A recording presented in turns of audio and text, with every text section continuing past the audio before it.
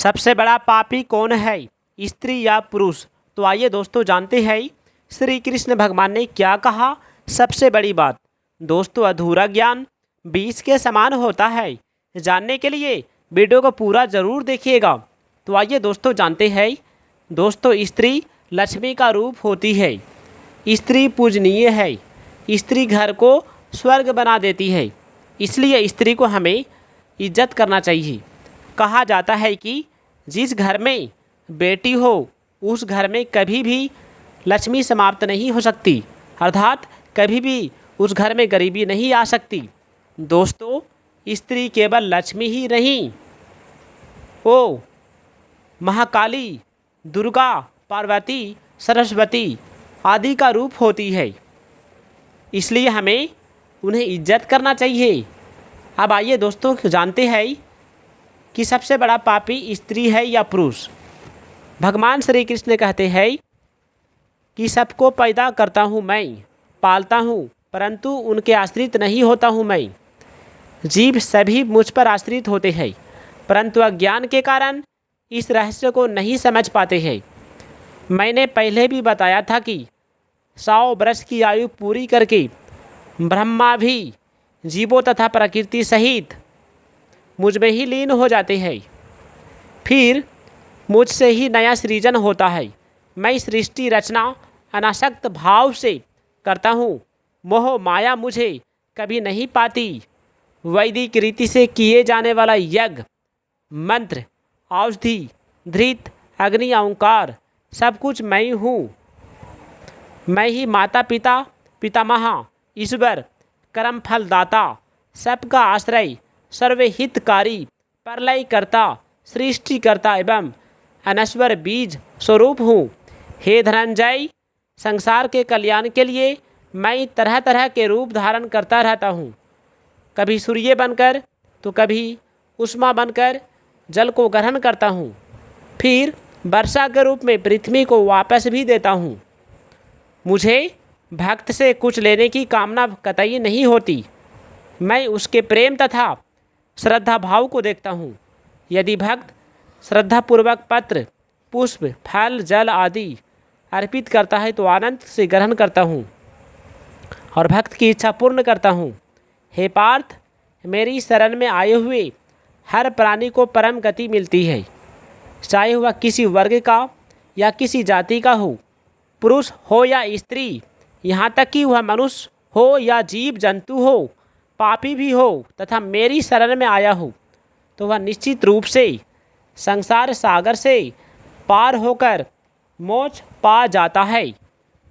भगवान श्री कृष्ण अर्जुन को कहते हैं कि तुम मेरे भक्त बनो, मेरी शरण में सब कुछ छोड़कर आ जाओ। शरणागत होते ही मुझे प्राप्त कर लोगे। कोई भक्त जैसे ही अहंकार का, मैंपन का त्याग करता है तो वह मुझ परमात्मा को पा लेता है। दोस्तों, भगवान श्री कृष्ण कहते हैं चाहे कोई दुराचारी से दुराचारी, पापी से पापी व्यक्ति क्यों ना हो, चाहे किसी वर्ण का, आश्रम का, संप्रदाय का, देश का, वेश का हो, अगर वह सच्चे भाव से भगवान की शरण में आ जाता है तो भगवान उसे प्राप्त हो जाते हैं। भगवान इस संपूर्ण जगत के उत्तरदायी है, यह विश्वास ज्ञान है और भगवान के अतिरिक्त दूसरा कोई तत्व नहीं। और ऐसा अनुभव में होना विज्ञान होता है। असत के साथ संबंध बनाना अशुभ होता है, जो कि ऊंच नीच योनियों में जन्म लेना पड़ता है। परमात्मा का नाम, रूप, लीला, धाम, कीर्तन, जप, ध्यान, ज्ञान आदि सब पवित्र है और ये सभी प्राणी मात्र को पवित्र करने वाला है। जो मनुष्य ज्ञान और विज्ञान के भेद को समझ लेता है, भगवान में तल्लीन होकर उनके ही स्वरूप हो जाते हैं।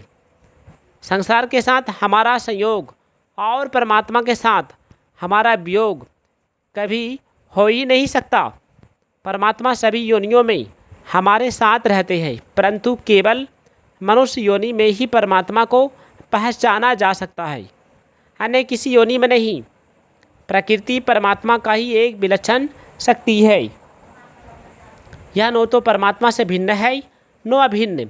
अपने इस प्रकृति को स्वीकार करके परमात्मा महाप्रलय के बाद अपनी प्रकृति की मांग के अनुसार जीवों की रचना करते हैं। भगवान संसार की रचना प्रकृति को लेकर करते हैं और प्रकृति संसार की रचना भगवान को नेतृत्व में करती है। भगवान श्री कृष्ण कहते हैं प्राणी 4 तरह से जन्म लेते हैं। पहला, गर्भ से जन्म लेने वाला मनुष्य, पशु आदि। अंड से जन्म लेने वाला पक्षी, सर्प आदि।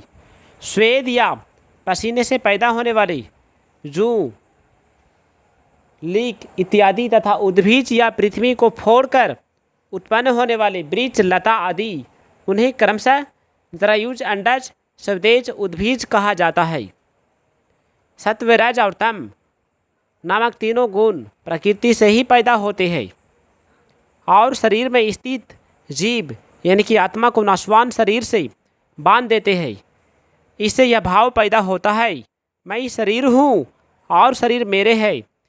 तीनों गुणों में सत्व गुण सबसे निर्मल और स्वच्छ होने के कारण व्यक्तिगत को प्रकाशित करने वाला होता है। दोस्तों, सत्व गुण की वृद्धि होने से सत्व में मनुष्य भोग पदार्थों में दूर रहकर शुद्ध मन से अपने सारे कार्यों को भगवान को अर्पित करता है। मलिन सत्व वाला व्यक्ति स्वयं को भोग पदार्थों की ओर फंसकर ईश्वर से दूर कर लेता है। मनुष्य के अलावा अन्य जितनी भी योनियां हैं उनमें जन्म लेकर उन पाप पुण्यों को भोगता है जो उसने मनुष्य की योनि में रहकर ही किए थे। केवल मनुष्य योनि में ही जीव अच्छे कार्य करके पापों से मुक्ति पा सकते हैं। भगवान श्री कृष्ण कहते हैं कि भगवान में आकर्षण होना प्रेम है और संसार में आकर्षण होना आसक्ति, लिप्तता भी है। याद रखें कि चाहे कितने भोग पदार्थ, वन संपदा मिल जाए, कामनाओं की पूर्ति कभी नहीं हो सकती। एक के बाद दूसरी कामना मनुष्य को उलझाए रखती है। हम शरीर निरंतर बदलता रहता है हमारा शरीर, लेकिन आत्मा के बचपन में होता है वही रोता है वही रहता है। आत्मा के स्तर में कोई परिवर्तन नहीं होता। इससे सिद्ध होता है कि आत्मा अक्षर यानी नष्ट न होने वाला वो परिवर्तन है। शरीर को अपना मानना भूल है, क्योंकि शरीर प्रकृति का ही अंश है। सूर्य, चंद्रमा और 3 अग्नि क्रमशः नेत्र, मन और वाणी के स्वामी एवं उनकी तेजस्वी करने वाले हैं।